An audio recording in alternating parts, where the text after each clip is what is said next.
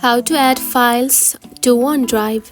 If you have been using the OneDrive application and wondering on how to add files on it, don't worry. In this video, I will show you how to do it, so let's get started. First of all, open the OneDrive application, just like this. After opening it, you will find something like this on your home screen.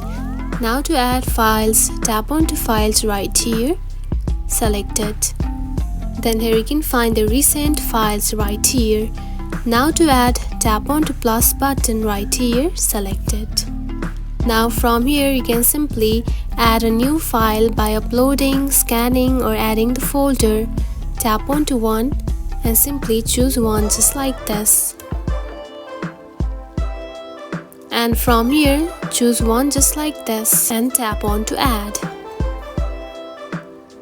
And now you can see the file is now uploading onto OneDrive.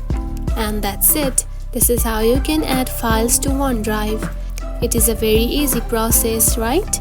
If you found this video helpful, don't forget to like and subscribe for more tips. Thanks for watching.